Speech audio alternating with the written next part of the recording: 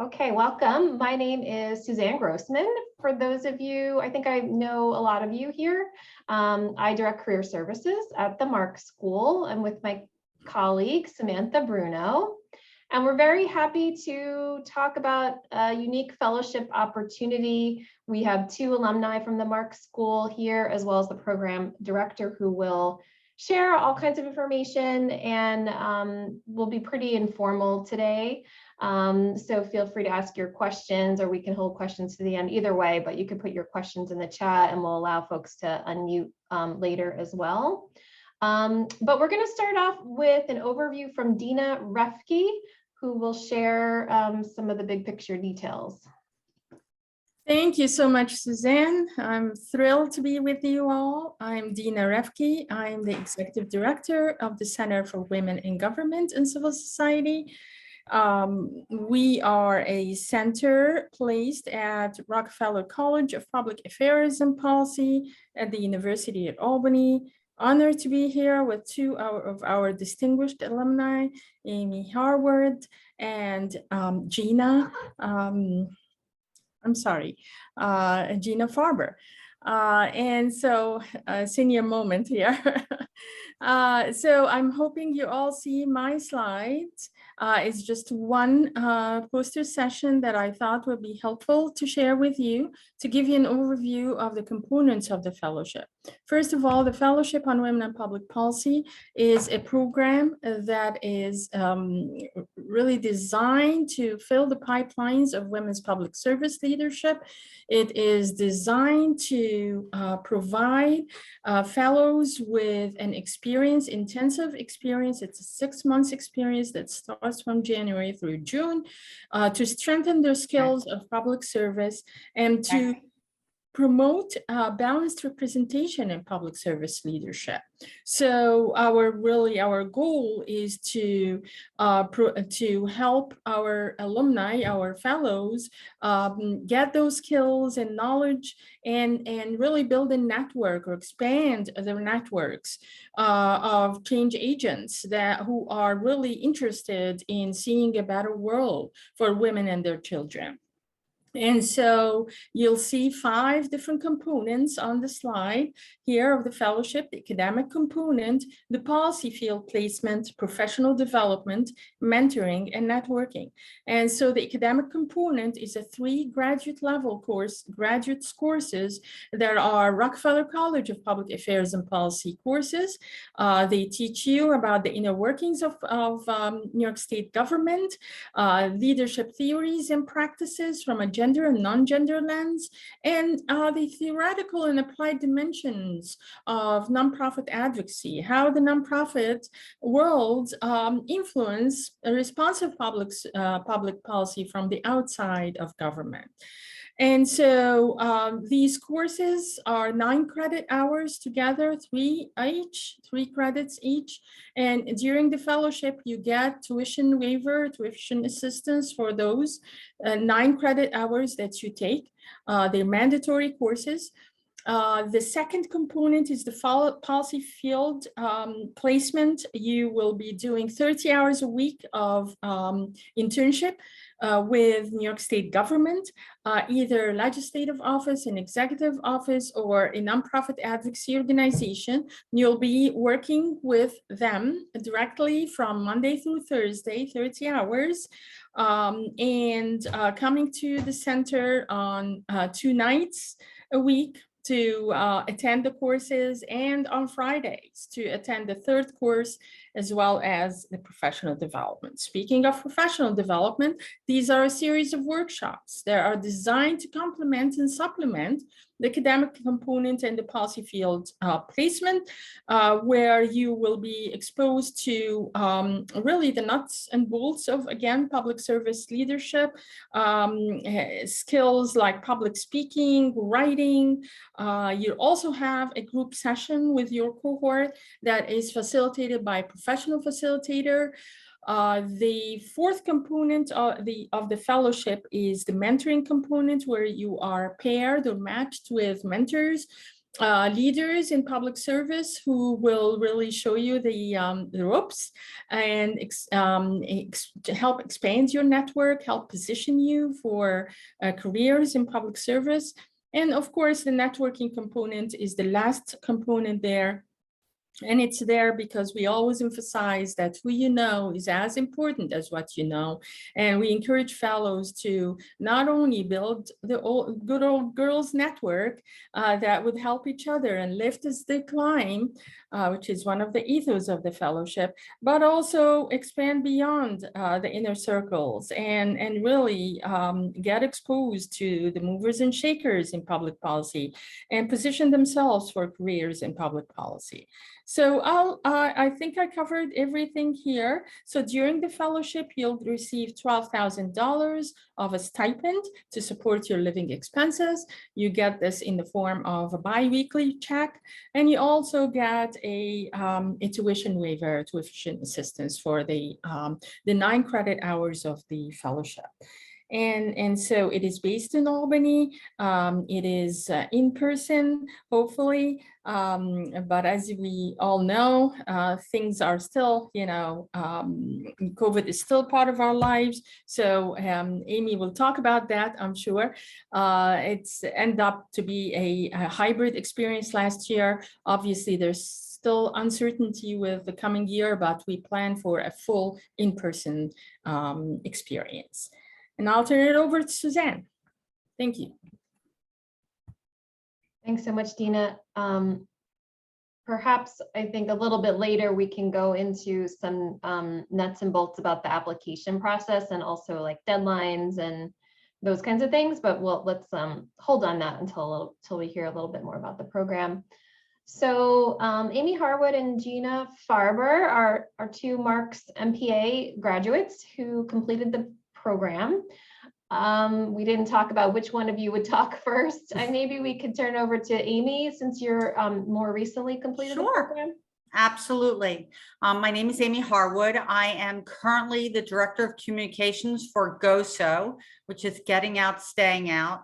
We provide educational, job training, and mental health and mental wellness services, primarily to young men 16 to 25 who have either been incarcerated at Rikers, have been incarcerated and then sentenced to one of the New York State prison systems, or now with some of the new laws around bail reform and no bail, we are working with judges and public defenders and other organizations to provide an alternative to incarceration program. In addition to those services, and those are actually growing and changing as we look at our participant population and becoming more inclusive with women and non-binary and trans people that are being incarcerated at Rikers and not necessarily receiving the services they are entitled to and they deserve, regardless of what last year's budget allocation said about that. We also have a program that's part of the International Cure Violence Initiative that was started in Chicago. It's called SAVE, which is a violence prevention program in 3 NYCHA housing communities, as well as Harlem Hospital Emergency Room to stop violence if somebody goes to the emergency room as part of a crew or gang violence. So it is very different from what I did in the fellowship. I graduated, I was the first class to graduate in the middle of COVID from Baruch. I was, my graduation, my capstone, everything was remote, and there weren't really a lot of job opportunities when I first graduated because of COVID. More people were losing their jobs than getting them. I worked as a contact tracer for about 1.5 years. And during that period of time had spoken to Gina and her board about my interest in working or joining the fellowship. And the first year I chose not to because it was remote. And I really wanted a live experience. And of course, I live in Westchester and everybody else is up in Albany. So I reached out to her last year while they were collecting applications, and really found a good fit. So I worked at the Department of Transportation. I worked directly for the commissioner. And it was the first time the commissioner had a fellow. I don't think, and this is nothing about the fellowship itself. I think that the Department of Transportation really didn't know what they wanted in a fellow or what it would look like. And I think that over time, they will be able to develop a program. But the good thing for me is I had a lot of work experience. I had fellowship experience because I did the Washington semester when I was at Baruch.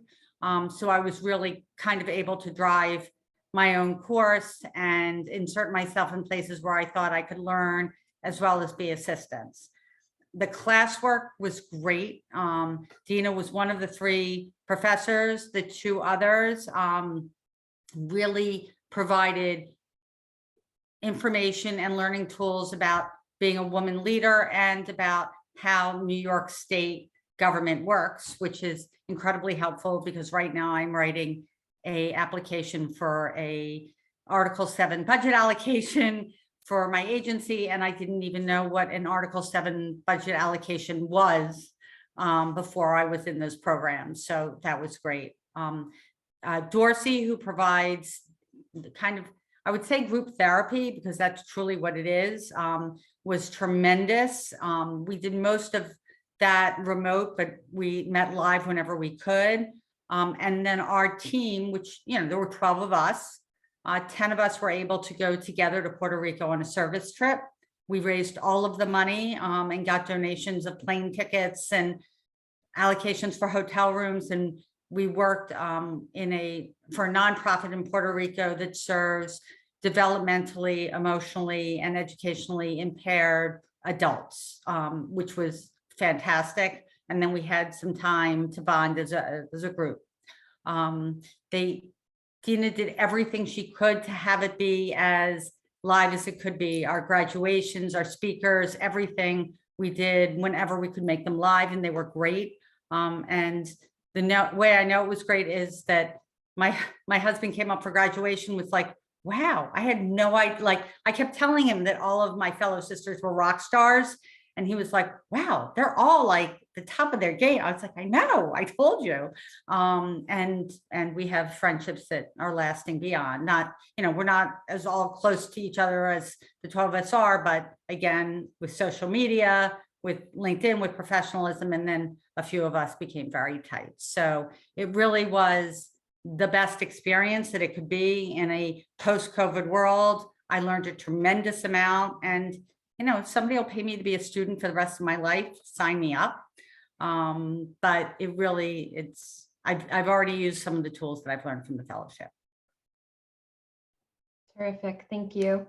I'm sure there's some follow-up questions we could throw in there, but let's turn it over to Gina first, and then we can come back. Gina, do you want to share more about your experience with the fellowship?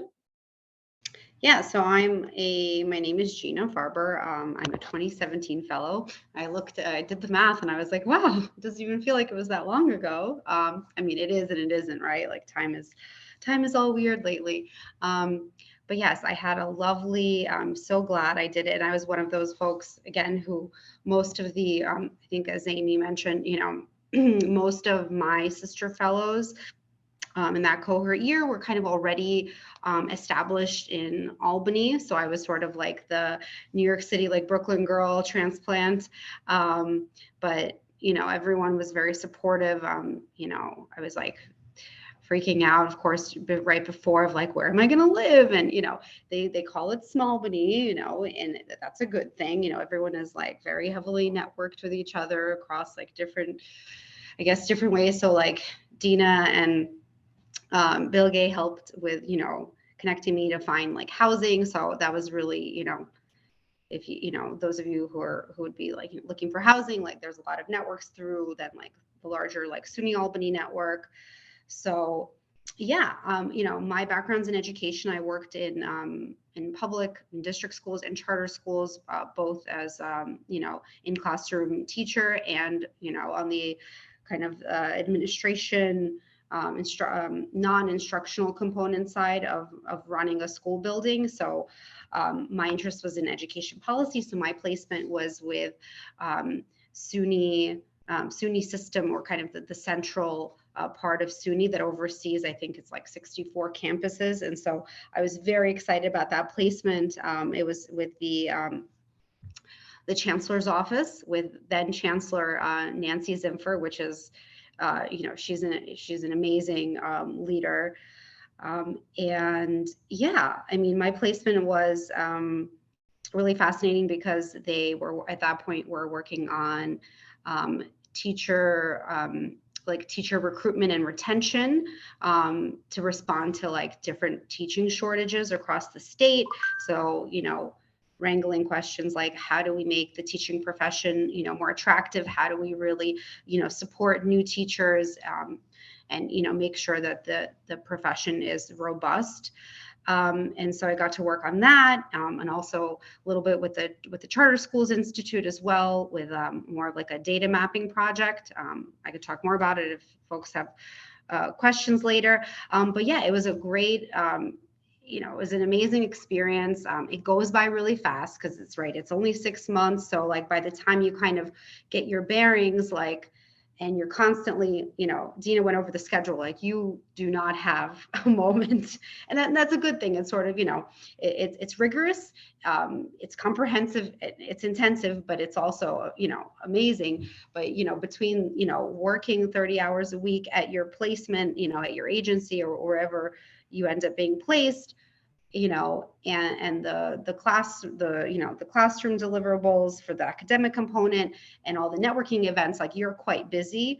And I mean, that's kind of the whole point of it. It's sort of, I say it's like, I haven't done that much networking and talking in like all the years prior to that of, getting to know people. So I highly recommend it. It was a great experience. It was definitely challenging because most of the network, I would say, I think we're trying to steer that, right, and expand it, but most of the network is in Albany naturally, and I knew I wanted to come back to New York City because that's really where my, where sort of all the infrastructure of my life is. So I did then, pivot and return to New York City, and right now I'm working at the Office of Management and Budget. We manage the education budget of Department of Education for all nearly 1 million students here in New York City.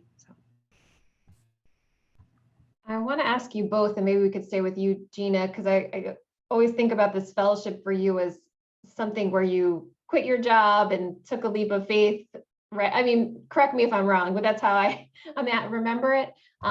But just in terms of, for both of you, the impact on the subsequent job market, like you did the fellowship, and then how do you think that impacted what you were, you're further along, Amy just finished, but I know Amy has a new job, which is fantastic. But just for you, like, where does it fit in terms of like what you were able to do next?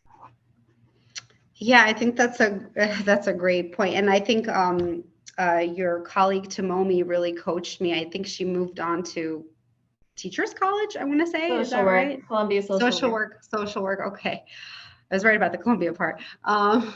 But yeah, Tomomi was so instrumental, and you were really helpful, Suzanne, in like kind of giving me that push and coaching me of like weighing the benefits and the cost of, it was a leap of faith, but I think it definitely, the word that comes to mind is access. Like, even though I was in New York City, I wasn't necessarily equipped, nor did I have the access to necessarily see, okay, what are the job options available? So I think, doing the fellowship, it definitely, like, the ROI on that was, yes, the return on investment for doing the fellowship definitely paid off, because again, all the networking and being able to have conversations and having folks say, oh, you should talk to so-and-so, they work on education, and see what advice they have. And so it's sort of like I had to move upstate to network back downstate in a way. So not a linear trajectory, but that was my journey.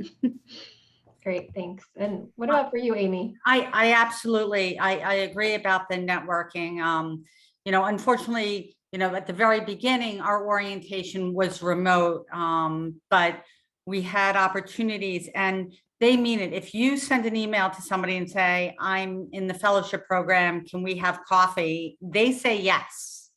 And so I had, unfortunately, my first fellow had some issues, personal issues. And so I had two other fellows, and they were both, responded to my emails and were helpful. But I think the thing that was best for me was I learned how to read job descriptions differently.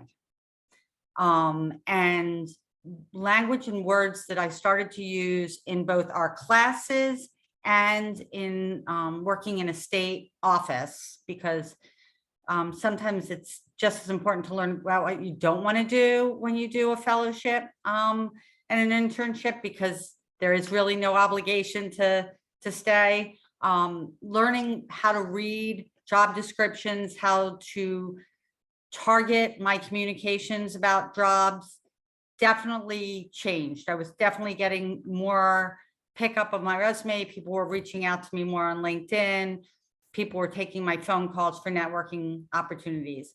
If I had stayed in Albany, I think that I would have had even more opportunities because somebody, one of the mentors said, oh, we're going to have something in the Office of New Americans, but in Albany, you really need to be in Albany. They're trying very hard to open the State House fully, but during the budget cycle, it truly is the way it's always been. Everybody sits in a room and throws things at each other till 2 o'clock in the morning, and they mean it. So I think that the fact that I was able to leverage my relationships, both from the fellowship and from Baruch, to have opportunities and interview, that works. Now, my living situation was a little different. I lived in a Hilton Homewood Suites because for the most part, I was only in Albany 3 nights a week. And there are all sorts of discounts that you don't know about when you work for the state, like not paying taxes on your hotel room, or you can make things work. Some nights I spent at my sister fellow's houses when there wasn't an opportunity. So if you're going to be doing this, and I came home every weekend, I have a husband and a dog that I missed. My husband will be happy to tell you that I missed the dog more. And so that was a little bit of a challenge personally, but I would, if you're going to come back to the New York City area, I would recommend that you continue to network with state offices that have city locations as soon as you find what you think you may be interested in, because it's, it's not a secret, but it's not very publicized that many of the offices, NYPA, the Power Authority, is here in Westchester County. I worked on a lot of the electric vehicle legislation and a lot of the implementation of that part of the infrastructure bill from Washington, D.C., and they have offices here. OCFS has offices all over New York State. There's 62 counties or something. There's lots of opportunity. You just have to kind of reach out a little. It's not as, shown in your lap as it was if you were willing or wanting to stay in Albany. Great. We will take any questions at this point. And while we're waiting for anything like that to come in, I just wanted to clarify. Oh, okay. Yeah, go for it, Selma. Oh, was it someone who, sorry. No, I think it was my phone, like my phone just started talking for some reason. You must have said something that sounded like Siri or Alexa. Oh, but funny. I did have a question. Okay, great. Go for it. So first, it was really inspirational to hear you all speak. I actually wrote to Suzanne and Samantha. I had goosebumps listening. It was really inspiring and empowering. What I'm wondering is, how did you all balance during the fellowship, work, family, just life in general, I guess? I can speak to that, and it was, it was scheduling for me because I was driving home either Thursday night or Friday to Westchester County, New York. I am lucky my children are older and out of the house, but we did have a personal family emergency and I really had to pivot. I was incredibly lucky that the person that I was working on a project with understood and allowed me to work remotely for a couple of days. The papers, there can be a lot of writing and presentations in this fellowship. The best part about it is you can use your either fellowship location or your job as the data mining for what you're going to do. So it really helped on both ends clarify what I was doing at my fellowship and what I wanted my goals to be. One of the classes, the New York State government class, it builds on each other. It's a simple one pager. So at the end of the year, you just put them all together and make a PowerPoint and everything is great. For Dina's, we had some more, meaty assignments, but I've already used some of the materials that I created as a template for what I'm doing in my next role. So for me, I was just it was a late night, it was money in the bank for future skills for me. Reinforced what I learned at Baruch, reinforced what I learned in Congress, and then really allowed me to tighten my message for what I wanted to do. But you have to give yourself permission to let things slip because something is going, a ball is going to get dropped here or there. But luckily I wasn't, working at the Department of Health deciding who was going to get vaccines. So it wasn't life or death for me where I was, and I was able to kind of keep that in perspective. Maybe it's my maturity of, I was in corporate communications and worked at big financial institutions for 30 years. So once you work at a place like Morgan Stanley, it helps you put things in perspective, I guess. Thank you so much. Oh, my pleasure. And if you ever have any questions, just feel free, connect with me on LinkedIn, send me an email. I'll be happy to help you navigate it. But your sister fellows, you find your people and they're really supportive of each other. We read each other's papers, we help each other with decks. Some people are very good at PowerPoint, some people are very good at Excel. I am not. Some people are writers. There were many nights where I would get papers at 11 o'clock. Can you just read it and make sure that it's right, makes sense? And we made it work. I honestly love writing. I love experimenting with Excel and PowerPoint too. So And this is the fellowship for you. okay, perfect. There's a lot of Dina loves a good PowerPoint presentation. That's amazing to know. And I did send LinkedIn connection request. So Absolutely. Once this is over, I'll be happy to accept it. Great. So we have another question of Lucina, hope I'm saying that right, saying she's very inspired.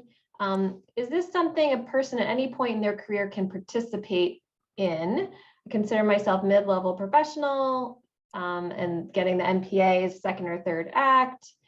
Yeah, and I think Amy, you sort of just talked about that, right? Like you had a Baruch was my act 2. This fellowship was my act 3.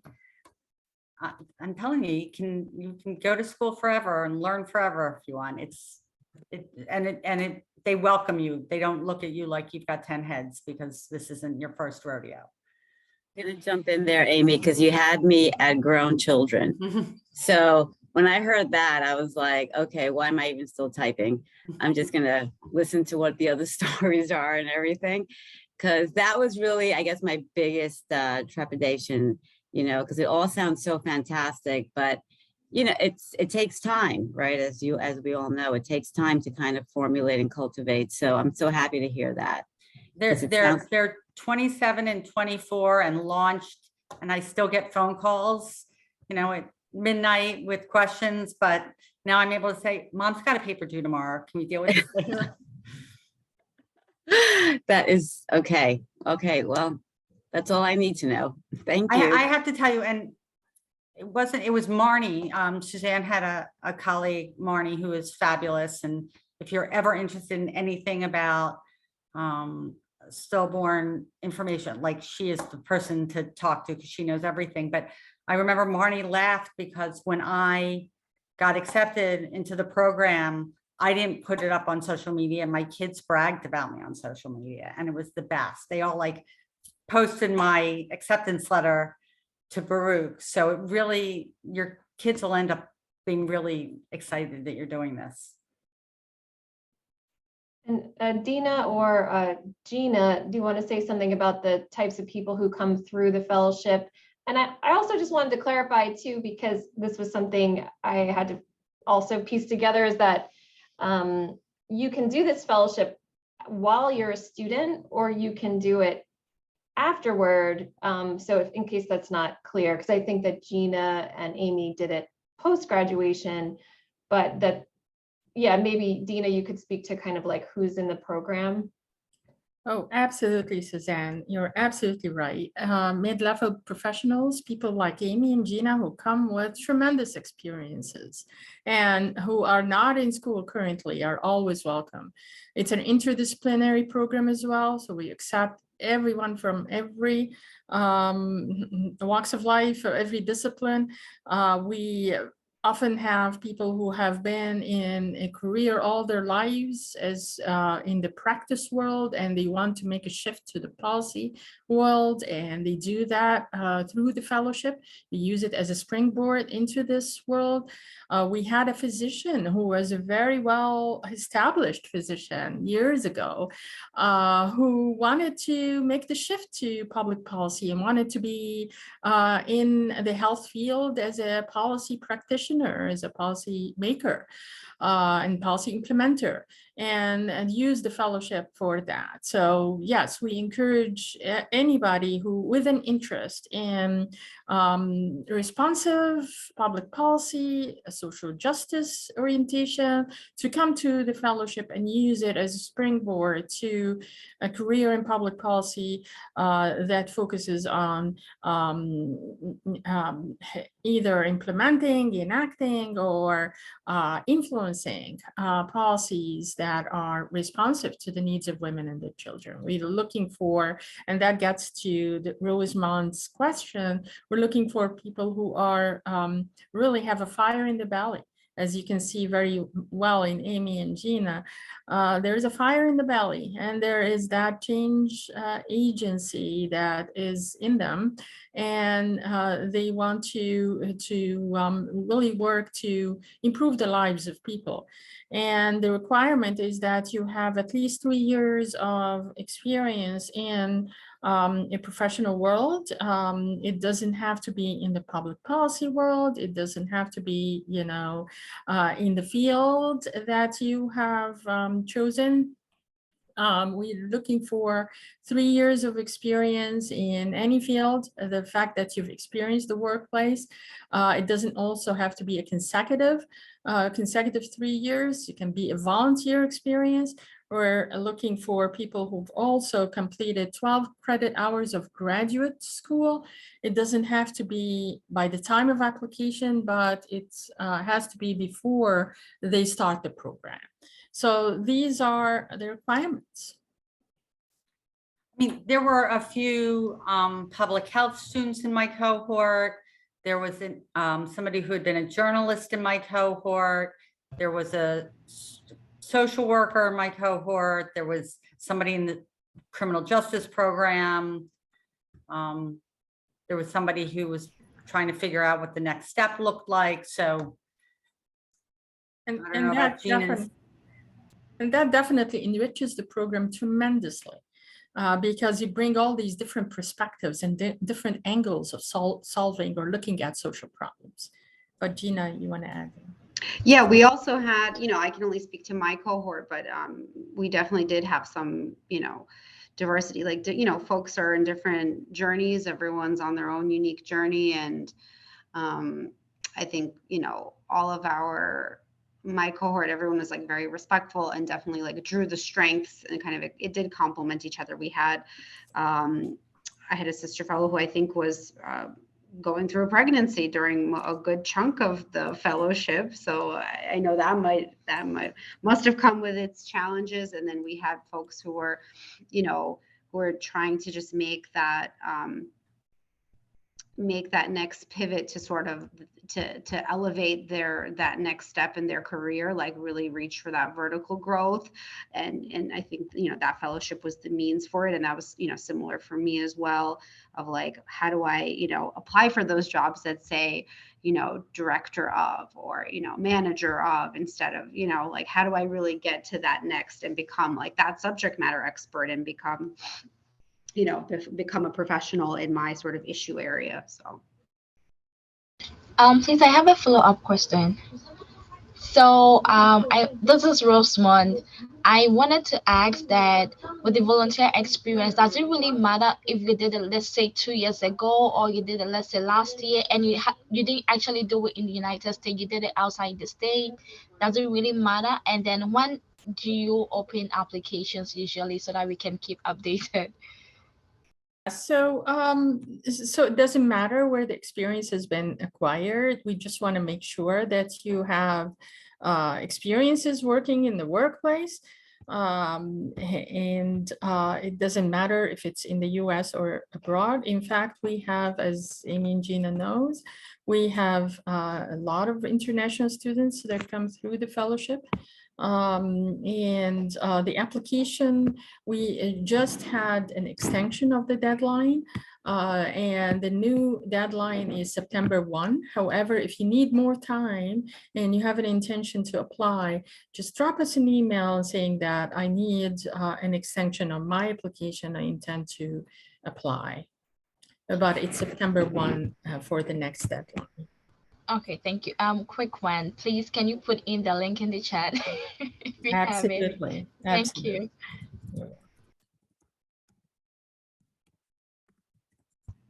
The other thing that I'll add is, you know, it helps. I know, you know, folks have different, I guess, levels of how much they've narrowed down, you know, their goal, or, you know, their vision of like what sort of, you know, organization do they want to be with, what sort of, you know, area and functional area, like what do they really want to do?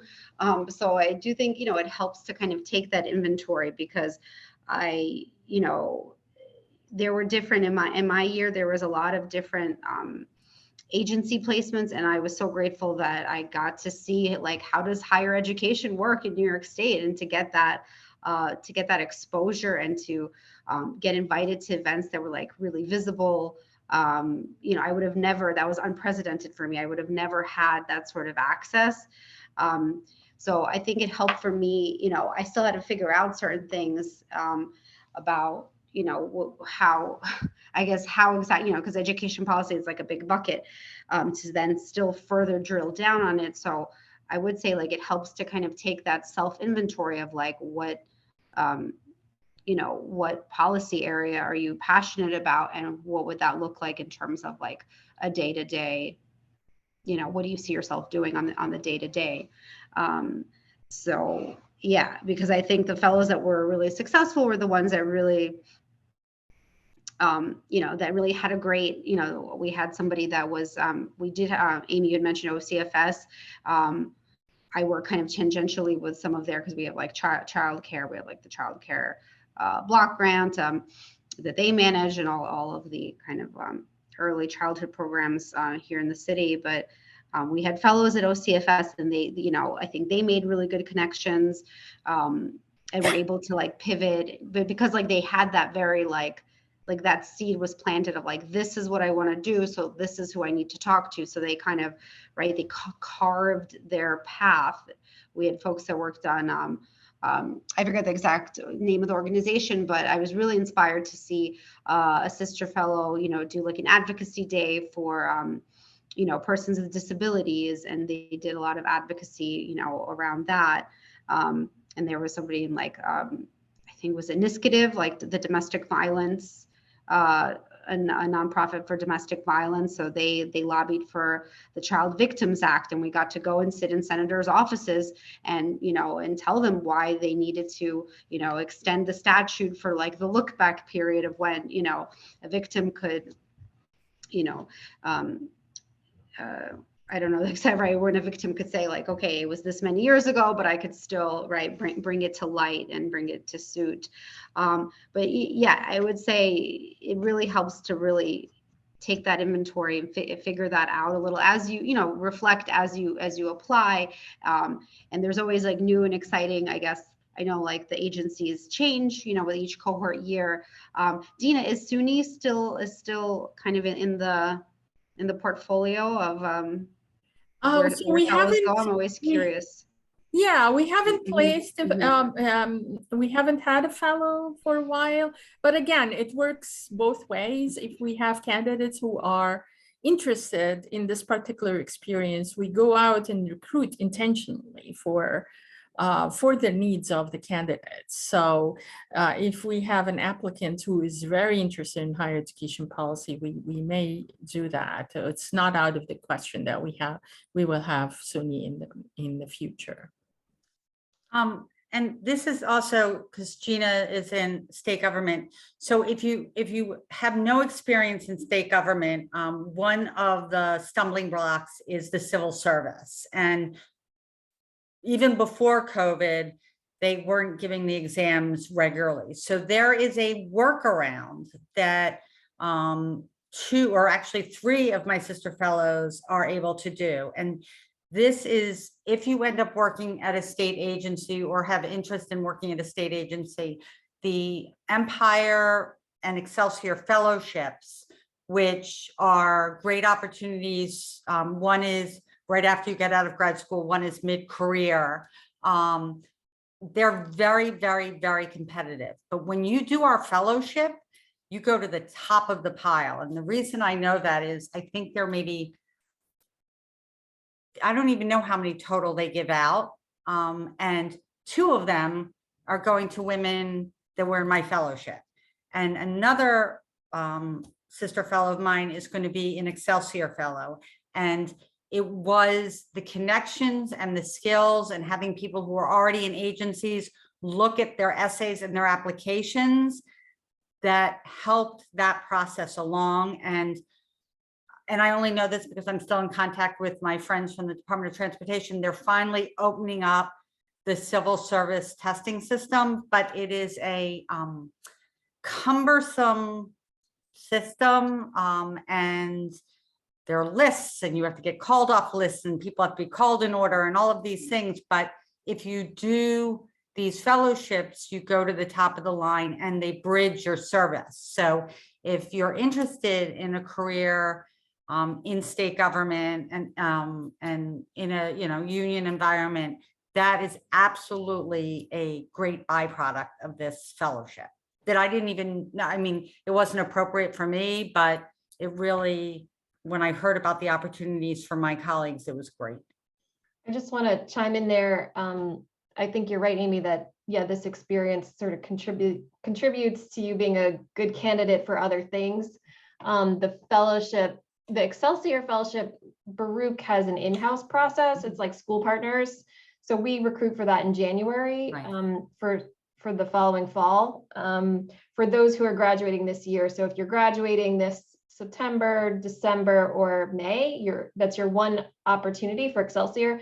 But Empire, who I think you're saying the Right. Empire is an open competitive process, very hard to get. And so I think you're saying that, yeah, that Right. they became Empire Fellows, which is really Right. impressive. The person who is the Excelsior Fellow was actually, this was her last semester in grad school. So there was the natural transition for her. But the Excelsior Fellows are both, one was a journalist for many years and one was in foster care and knew that she wanted to work at OCFS. So it really worked for them. Maria, I think, did you have a question? What was it, a question about being on the F1 visa, or did you want to ask that? Yes, I think Dina answered it when she said they had like international students. But yeah, my question was if I could apply, I'm with an F1 visa. So if you're already matriculated at CUNY, U Albany will accept that. So we are definitely eligible. Great, thank you. Great. Any other questions? And Dina, I put in the chat what is required for the application, but once people apply, is there an interview? Like how does that work? So we have a committee that interviews all the candidates. Once all your application materials are in, we call you for an interview, a meeting with the committee. And after the interview, one of two decisions are made. Either you're not a good candidate for the fellowship, or that you are an excellent candidate. We accept you as a finalist. And at this stage, we're moving you to the second stage of the process, which means that you are, your acceptance in the fellowship is pending your matching. Once you become a finalist and move to the second stage, we work very intensively on your matching process. So your resumes are sent in to organizations and agencies that match the needs and the goals that you've expressed in the interview process. And we work on connecting you with these placements, various placements to make sure that the match is successful. There is another interview that happens at that stage with maybe one or several agencies. And once a successful match happens, we declare you a 2023 fellow. And the match is really a decision that is made both by the candidate and the organization. So it is an extensive process, but we really spend a lot of time to make sure that it is a good match. So you'll have a decision making at that point on whether to accept the placement or not. I have a question. Like, should I apply for my last semester of grad school? Like, you can apply at any point of your grad education. That decision has to be made by you, considering where you are in your academic program, when you can, carve out a space for the fellowship. As you heard from Amy and Gina and Suzanne, this is very intensive, full-time program, and you may or may not be able to take additional courses while you're doing the program. So, and you also want to consult with your advisor to see how you can use the fellowship courses towards your program for it, if you can. Use the policy field placement toward internship requirements if you can. So it is a decision that every candidate need to make, considering where they are in the program and how can they integrate the different pieces of the fellowship into their lives. thank you. Go ahead, Lucina. Yes, hi. So that actually is something that I was also wondering about, because in considering these three courses, are they courses that the student selects, or are they courses that the fellowship selects? How do you weave those into, say, for instance, before you graduate, but then if you've already graduated, how do those three courses fit into that post-graduation? So the courses are mandatory. They are really designed to provide you with the skills and the knowledge that you need as a public service leader in the policy world. So they're mandatory. However, they are Rockefeller College courses. Some of the former fellows have been able to use them toward electives in the program. Some of them have used the policy field placement as an internship required to fulfill the internship requirement. However, they are a requirement of the fellowship, so they cannot be waived or cannot be substituted by other courses. So I would recommend that each candidate would really look at where they are in their program, consult with your advisor to see if there are, you can substitute some of these courses, the fellowship courses for other courses that in the program are required by the program, or you can transfer them as electives. So each candidate is different, obviously, and at different points in her journey. And the best approach is to really work with your advisor, academic advisor, to determine how you can fully leverage the fellowship courses and the policy field placement component. Thank you. Thank you. Great. Well, we're winding down, and I want Suzanne, the Yeah. one thing that I would say about the courses is I think you need to think about it like the Washington semester. So when I did the Washington semester, there was coursework that went with it. It was classes those were the only classes you were allowed to take, and they were my electives in the program. Yeah, and just to clarify, when you, Amy, did I think for both you and Gina, you were doing the fellowship post-graduation, so you have these credits, but they're not toward a degree program Right. at this point, right? Right. Yeah, I was trying to sort of like fit all the pieces. So I don't, say for instance, register for something and then I'm going to see it again at the fellowship. I just hadn't heard anything about the fellowship before the email. So I'm just, I'm right now existing on excitement. So, but I know there's a reality to all of this. So I just kind of want to go into this with my eyes open.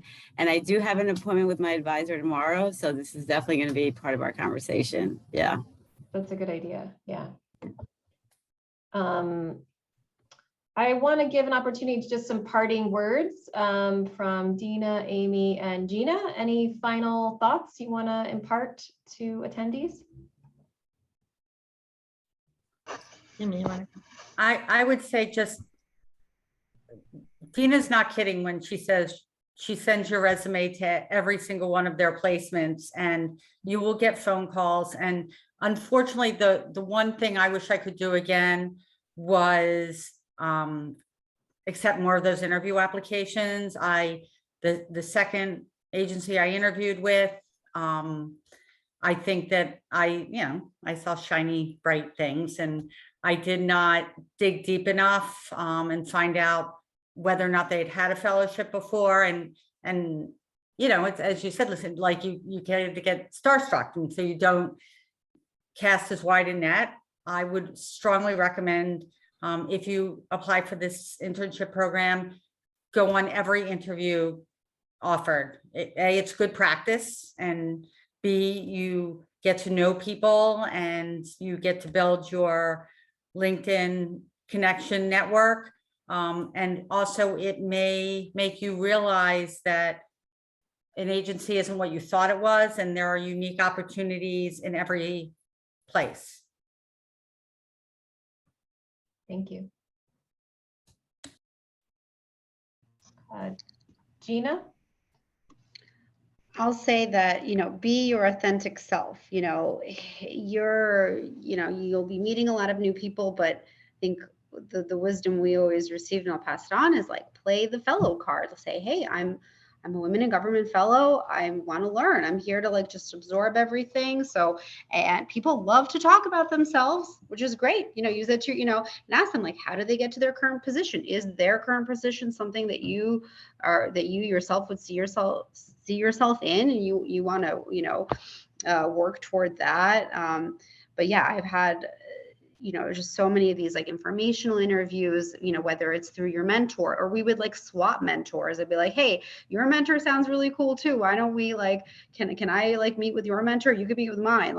It's all cross-fertilization, share the love, share all the, professional resources, the professional development. So, yeah, I would say, bring your authentic self and really, reflect on, what you want. So that way, when you're having those conversations, you can really, you can really tell people be transparent about hey, I'm really not sure about this, but I know I don't, you know, so you could really, you know, frame your goal, and that way they can help you, onto that next step.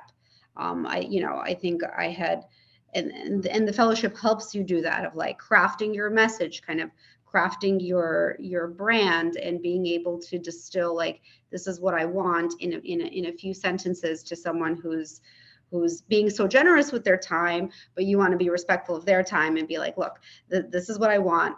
I need to go back to New York City. Help me get there, please. You know, these are my skills. You know, these are my interests.